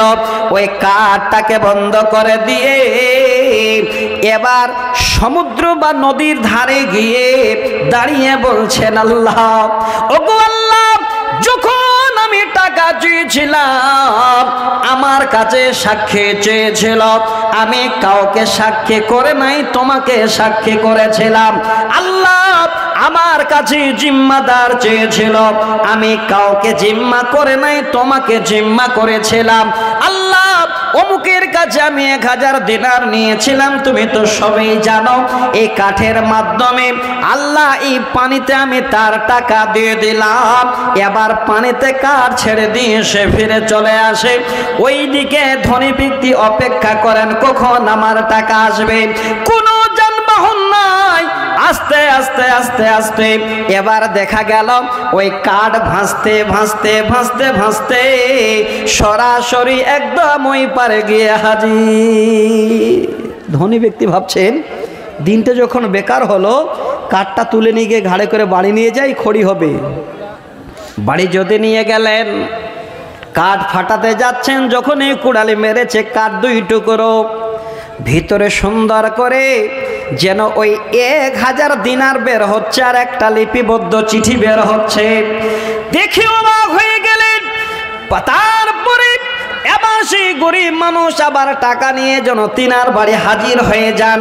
বলে, বন্ধুরে, আমি আসতে চেয়েছিলাম, সেদিন কোনো রকমের যানবাহন পাই নাই, তাই আসতে আসলাম এই 1000 দিনার নিয়ে। এবার ধনী ব্যক্তি বলেন, ভাই রে, তুমি কি আমার নামে কাঠের মাধ্যমে কোনো টাকা পাঠিয়েছিলে নাকি? বলে, অবশ্যই পাঠিয়েছিলাম, আল্লাহর জিম্মায় আমি ওই টাকা কাঠের মাধ্যমে দিয়ে দিয়েছিলাম। বলে, আর তোমাকে টাকা দিতে হবে না, কাঠের মাধ্যমে ওই টাকা আমার বাড়িতে আল্লাহ পৌঁছায় দিয়েছে। একটু ভরসা রাখেন, আল্লাহ সব কিছু করতে পারেন। তো বন্ধু, আর একটা হাদিস শোনাবো আপনাদের, তবে একটু পরে। আজকে আল্লাহ পাক রাব্বুল আলামিনের কাছে জীবন যাপন করতে গিয়ে এই জগতে আল্লাহকে সব সঁপে দিয়ে আমরা যদি চলাফেরা করি, আপদে বিপদে যেখানে যেই অবস্থায় থাকেন, আল্লাহ আপনাকে সাহায্য করবেন। সহিহ বুখারী লম্বা একটা হাদিস আছে যে আল্লাহ কি করে সাহায্য করতে পারেন আল্লাহর উপরে যারা বিশ্বাস রাখে। আমি শোনাবো ইনশাআল্লাহ, সময় হবে। তবে একটা কথা বলি, আজকে আপনারা সকলে এখানে এসে বসে আছেন, এই জায়গাটা একটু অবশ্যই ভরসা রাখবেন যে মানুষ আজকে আমরা ভালো মন্দ যা যাবতীয় করব, যা কিছু হবে সব আল্লাহর তরফ থেকে, আমাদের তরফ থেকে নয়। এক বাক্যে মেনে নেন যে আল্লাহ, আজকে আমরা হয়তো এখানে বেঁচে আছি, এটা শুধু তোমার দয়াতে। আল্লাহ, তুমি যদি ডাক দিয়ে দিতে, জালসা আসতে পারতাম না, তার আগে হয়তো চলে যেতে হতো। জানেন আপনারা, অন্ধ হাফেজ নজরুল ইসলাম মুর্শিদাবাদের তেঘরি বাড়ি, এই তো 25 তারিখে 26 তারিখে একসঙ্গে জালসা ছিল। 27 তারিখ 28 তারিখ 2 দিন বাদ দিয়ে 29 তারিখে খবর আসছে তিনি দুনিয়া ছেড়ে চলে গেলেন। অন্ধ হাফেজ নজরুল ইসলাম, জঙ্গিপুর তেঘরি। তো বন্ধু, হয়তো আমাদেরও চলে যেতে হবে। তো আমি আপনাদের কাছে কোরআন এবং সহিহ সুন্নাহর আলোকে এই আলোচনার মাধ্যম দিয়ে চট করে ছোট দুটো কথা বলবো। কথা দুটো একটু দয়া করে আপনারা রাখবেন। আমার ইচ্ছা ছিল যে আমি 1.5 ঘন্টা বক্তব্য রেখে তারপরে চান্দায় বা কালেকশনে যাব, কিন্তু কমিটি চিন্তা করছেন যে যদি আমরা এই ভাইজানদের আহ্বান করেছি, ওনারা এসেছেন, আমাদের মাদ্রাসার একটু দরদ বুঝতেন, তাহলে বলতে খুব ভালো হতো। তাই আমার হাতে ছোট্ট একটা পর্চি এসেছেন। তো আমি একটু অনুরোধ করছি আপনাদের কাছে, যে যেখানে আছেন আপনার নিজের জন্য যেটা পরকালে আপনার কাজে দেবে। আপনার মা বাবা চলে গেছেন, সেই মা বাবা আত্মীয় স্বজন চলে গেছেন, তাদের জন্য একটু আপনারা সাদকায়ে জারিয়া করবেন। এই কিছু আল্লাহর ওয়াস্তে হাত বাড়িয়ে দেবেন, যার মাধ্যম দিয়ে জেনে রাখবেন আপনি যা যাবতীয় সব কিছু করে চলে যাবেন, আপনার কেউ খোঁজ নেবে না। যদি সাদকায়ে জারিয়া করেন, এটাই আপনার কবরের খোঁজ নেবে। তো বন্ধু, একটা সহিহ মুসলিমের হাতে শোনাচ্ছে আপনাদের, খুব ভালো করে রাখেন। এখন দাঁড়িয়ে আছেন, নিঃশ্বাস আপনার আছে, আপনি জীবিত আছেন, অনেক কিছু করতে পারছেন, কিন্তু যখনই মরে যাবেন দুনিয়াবি সব কিছু আপনার বন্ধ। তিনটা জিনিস শুধু থাকবে জারি। সেটা কি? নবীজি বলেন, ইজা মাতাল ইনসানু ইনকাতা আনহু আমালুহু। মানুষ যখন মারা যায়, তার জীবনের ভালো মন্দ সব আমল বন্ধ হয়ে যায়, কোন রকমের আর কিছুই যেন থাকে না। ইল্লা মিন সালাসাতিন, তিনটি যেন আমল এমন আছে মরার পরেও কোনো দিন যেন সেই আমল বন্ধ হয় না। এক নাম্বার হলো সাদকায়ে জারিয়া। যারা আল্লাহ রাস্তায় সাদকায়ে জারি করবে, অর্থাৎ আল্লাহ রাস্তায় দান করবে, সাদকা করবে। একবার উদাহরণটা নেন, যে মাদ্রাসা আপনাদের সামনে, এত পুরানো মাদ্রাসা, যারা মাদ্রাসা বানিয়েছিলেন হয়তো ওরা চলে গেছেন, এবার এই মাদ্রাসা আপনারা ধরে নিয়েছেন। যিনারা এই মাদ্রাসার ভিত করেছিলেন, আগে 10, 20, 50, 100 যারা দিয়ে গেছেন, যতদিন এই মাদ্রাসা থাকবে এই কবরে তারা যেন তার বিনিময়ে পেতেই থাকবে, কোনোদিনই জারিয়া তাদের বন্ধ হবে না। তো আজকে আপনাদের খুব বেশি দূর থেকে জাল বিছিয়ে নয়, সরাসরি বলছি, যেটা মাল আপনি জমা করে রেখেছেন, চোখ দুটো বন্ধ হয়ে গেলে আর আপনার নয়। টাকা জমিয়ে করবেন কি, পয়সা জমিয়ে করবেন কি, খরচ করবে ছেলে পেলে আপনার হবে কি? বন্ধু, জমা করে রাখছেন তো, 10 বিঘা ছাড়া 20 বিঘা করলেন, অনেক কিছু করলেন, চোখ দুটো বন্ধ হয়ে গেল, ছেলে পেলেরা মজা লুটবে আর আপনি সেদিন পস্তাবেন। তো একটু অনুরোধ করছি, আপনারা এমন কিছু কাজ করুন যে না খুব বেশি না খুব কম, মাঝামাঝিতে যার যেমন জুড়বে 2000, 4000, 5000, 10,000 করে এই মাদ্রাসাটাকে আবার যারা চালু করছেন, আপনারা আজকে ভাগ্যবান। যদি এই সুন্নাহ, এই ভালো কাজটাকে আজকে প্রথমেই চালু করে দেন, এই রকমের কোনো আল্লাহর বান্দা হাত দেখিয়ে, আপনি সকলের কাছে নেকি পাবেন। তো একটু অনুরোধ, একটু আবেদন, আমি আমার মাঝে হয়তো 10 মিনিট বক্তব্য অফ রাখলাম, তবে মাদ্রাসার কাজের জন্য আমি সময়টা ব্যয় করছি। আল্লাহর ওয়াস্তে চাদর গেছে, চাদরে দিয়ে এই মাদ্রাসার এমন বড় উন্নতি হবে না, আপনারা 10, 20, 50 করে ছুড়ে দেবেন। একটু মনটাকে পরিষ্কার করে, মনের ভিতরে বল নিয়ে একটু দাঁড়িয়ে আসেন, দেখি কোন আল্লাহর বান্দা আছেন যে মাওলানা, আজ থেকে 10 বছর আগে আমি গরিব ছিলাম, আমি রাজমিস্ত্রির কাজ করতাম, আজকে আল্লাহ আমাকে এমন জায়গায় পৌঁছাই দিয়েছেন, আমি হলাম একজন বড় জন রাজমিস্ত্রির হেড। আল্লাহ আমার গাড়ি দিয়েছেন, বাড়ি দিয়েছেন, সুখের জীবন দিয়েছেন, তার শুকরিয়া আদায় করার জন্য বেশি নয় 5টা করে 1000 টাকা 5 জন এই প্রথমে আজকে এসে হাত দেখাবেন।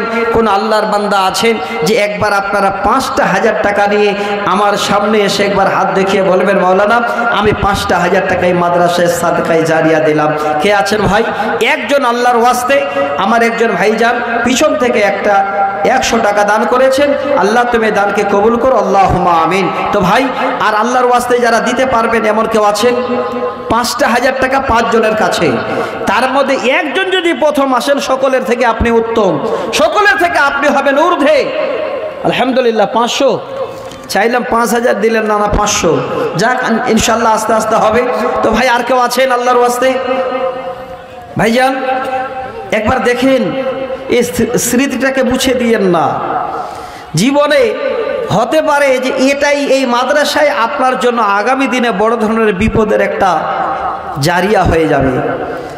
হতে পারে কবরে যাবেন, এই মাদ্রাসায় আপনার জীবনে খবর নেওয়ার কেউ থাকবে না। তো আল্লাহর ওয়াস্তে 5,000, 2,000, 1,000, 500, 100 করে যারা দিতে পারবেন একটু উঠুন তো ভাই। আরেকজন ভাই 500 টাকা দিলেন। আচ্ছা 500 থেকেই শুরু হোক, আপনারা 500 করেই টাকা দেন। আল্লাহর ওয়াস্তে যারা দেবেন একটু আসেন দেখি ভাই, তাড়াতাড়ি করেন, দেরি করবেন না। অনুরোধ করছি আপনাদের, যদি দিতে পারেন তাহলে আমি আপনাদের জন্য একটু দোয়া করব। আসল ভাই আর কে আছেন আল্লাহর ওয়াস্তে? 500 করে টাকা দেন। আমি 5,000 চেয়েছিলাম, 5,000টা যদি পারেন তো করে দেবেন, না হলে 500 করে আগে দেন। আর আছে ভাই কেউ? কারো মন চাচ্ছে না? দিলে বোধহয় কমে যাবে। দেখেন, আমি আর একটা নতুন মাজমুন তৈরি করেছি। সেই মাজমুনটার নাম হলো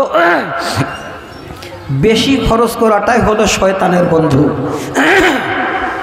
আমরা এই ভালো জায়গায় খরচা বেশি করব না। খরচা কোথায় করব?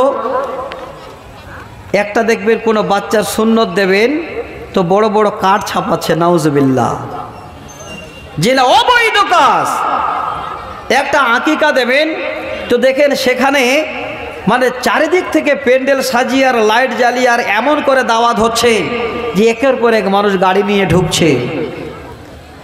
এই বিয়েগুলোতে একবার যদি লক্ষ্য করা যায় কত বড় আমরা ফজল খরচি করি, যদি একবার চিন্তা করেন, এর থেকে বোকা মানুষ দুনিয়াতে আর খুঁজে পাওয়া যাবে না।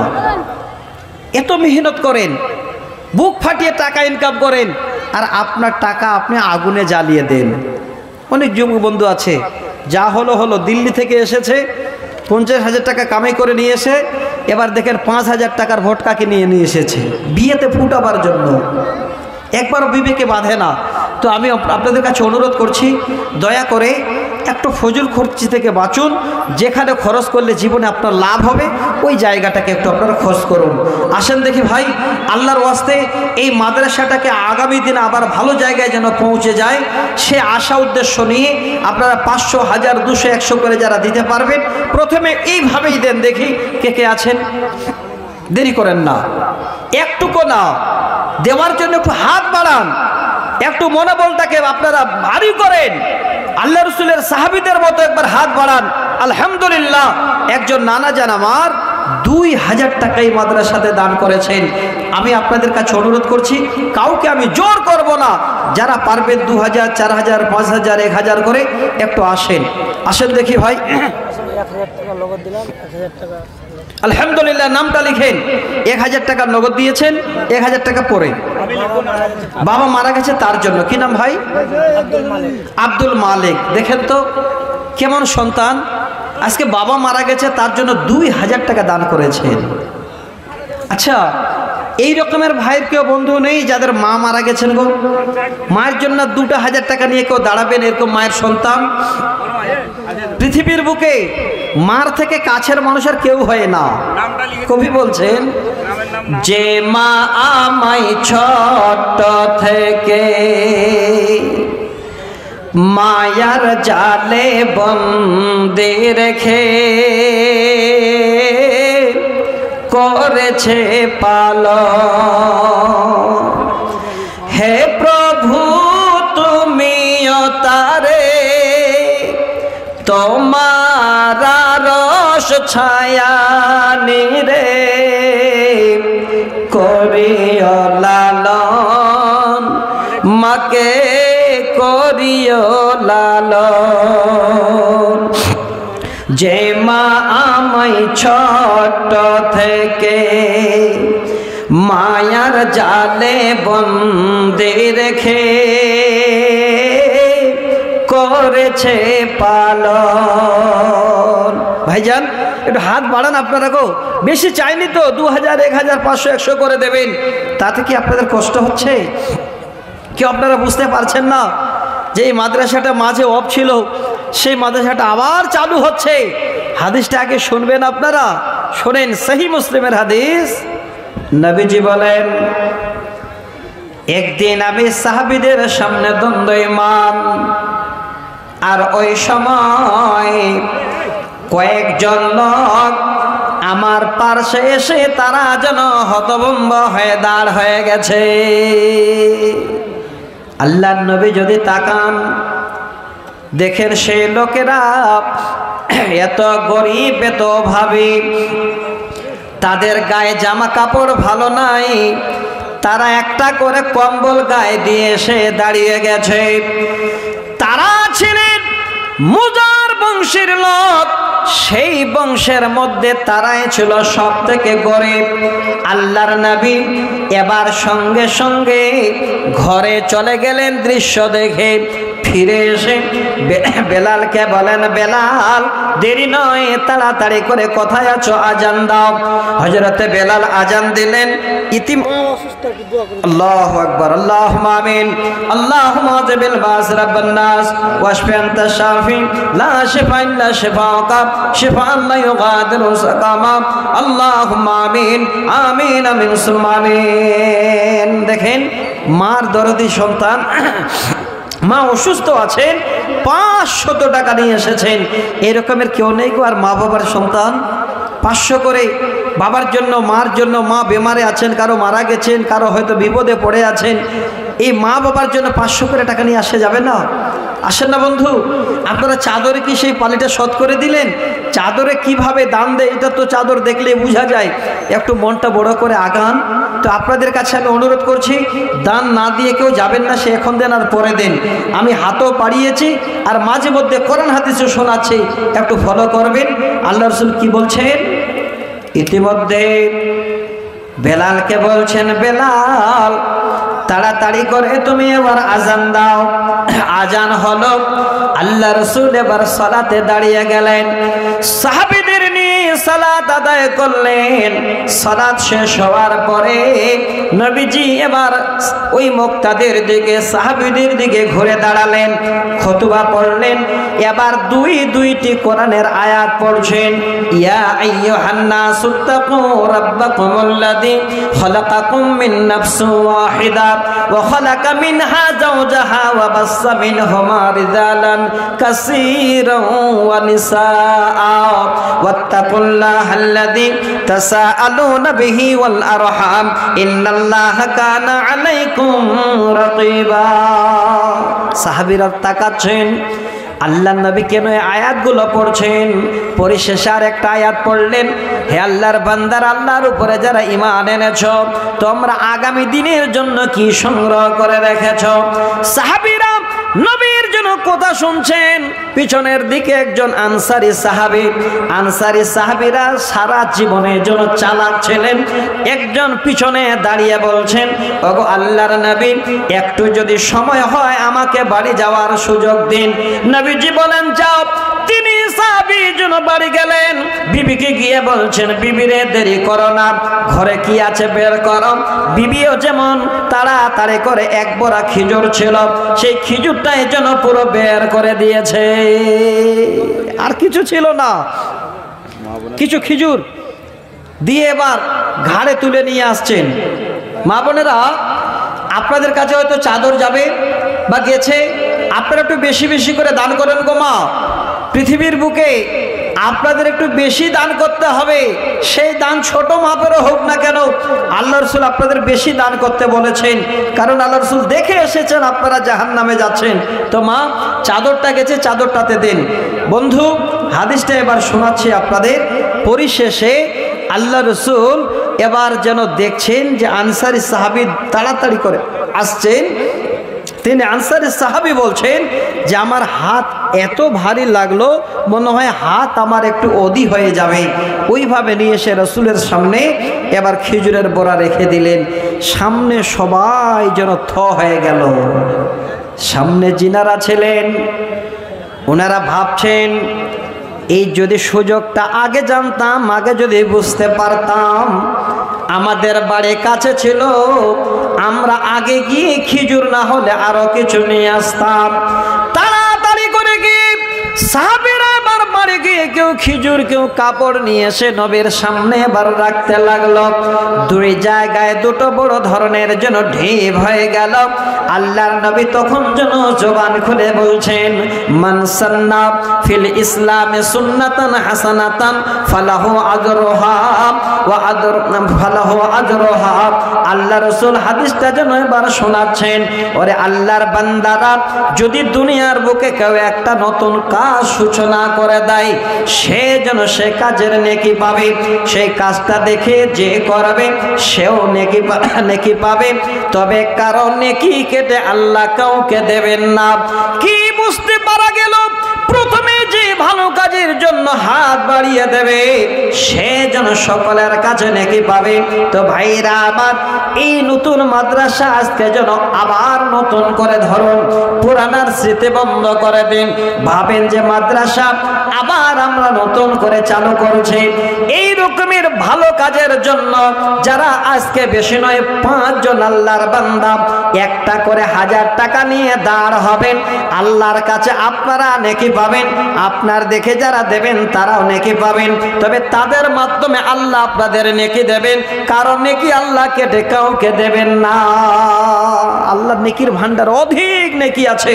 তো ভাই একটা করে 1000 টাকা 5 জন আসেন, দেরি করেন না, তাড়াতাড়ি করেন। আলহামদুলিল্লাহ, একজন ভাইজান আমার 200 টাকা নিয়ে এসেছেন। আল্লাহ তুমি দানকে কবুল করো, আল্লাহুম্মা আমিন। ওহেবারে দোয়া করে তোমারও কাছে দে, এই দান কবুল করো তোমারও হাতে দে। 200 টাকা আল্লাহ দিয়ে গেল দান, উদ্দেশ্য পূরণ করো তুমি মেহেরবান। বালা মুসিবত হতে বাঁচাইয়া দিবে, তোমার বান্দাকে আল্লাহ সুখেতে রাখিবে। আমিন আমিন সুম্মা আমিন। ভাইজান একটু আসেন না গো, দেরি করছেন কেন? দেরি না, একটু আসুন।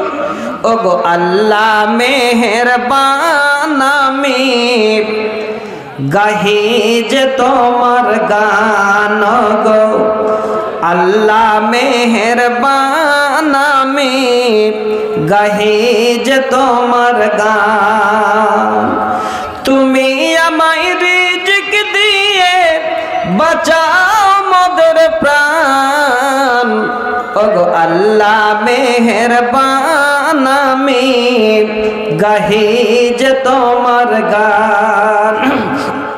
রূপে ভরা দুনিয়াটা দেখতে কত ভালো, দেখবো তাই তুমি দিলে চোখে এত আলো। আরো দেখি আলো বিহীন একই তোমার শান, ওগো আল্লাহ মেহেরবান, আমি গাহি যে তোমার গান। আল্লাহুম্মা আমিন। আর একজন যুবক ভাই এখানেতে ছিল 300 টাকা আল্লাহ দান নিয়ে এলো, তোমার বান্দার দান কবুল করিবে, সুখে শান্তিতেও আল্লাহ দুনিয়ায় রাখিবে। আল্লাহুম্মা আমিন আমিন আমিন সুম্মা আমিন। আর আছেন গো ভাইজান যারা দিতে পারবেন? আমি বুঝতে পারছি চান্দা আপনারা আগে দিয়েছেন, কিন্তু এখানে এডিশনাল হিসাবে ভাবছেন যে যদি একটু দিয়ে দিই, দেখা দেখি দান দিলে অবশ্যই লাভ আছে। এই জায়গাটাতে আপনারা যদি একটু কেউ দিল 10 টাকা, আপনি 20 টাকা দেন, আপনার লাভ হবে, একটা হাদিসের প্রতি আমলও হবে। আল্লাহ রাসূল বলছেন লা হাসাদা ইল্লা ফি ইসনাইন, কোনো জায়গায় হাসাদ করা ঠিক নয়, দুটো জায়গায়। এবার কেউ বেশি জ্ঞান অর্জন করছে, কোরআন পড়ছে, আপনি যদি ভাবেন যে আমি তার থেকে ভালো জ্ঞান অর্জন করবো, আরো ভালো করে পড়াশোনা শিখবো, করতে পারেন। আলহামদুলিল্লাহ। আরো একজন ভাই আল্লাহ এখানেতে ছিল 5 জনের প্রথম তিনি এখানে আসিল, 1000 টাকা আল্লাহ পাঠাইল দান। এই দান কবুল করো তুমি রহমান, বালা মুসিবত হতে বাঁচাইয়া দিবে, তোমার বান্দার দান কবুল করিবে। আল্লাহুম্মা আমিন আমিন আমিন সুম্মা আমিন। আর 2-4 জন না হলে আলোচনা করবো, আপনাদের কাছে হাত বাড়াবো না। যেহেতু একটা পড়ছে আমার কাছে আসলো, মাদ্রাসাটাকে কেন্দ্র করে আপনাদের কাছে একটু হাত বাড়ালাম, তো আপনারা কি ভাবছেন যে না দেওয়াই বোধহয় ভালো হবে? দেখে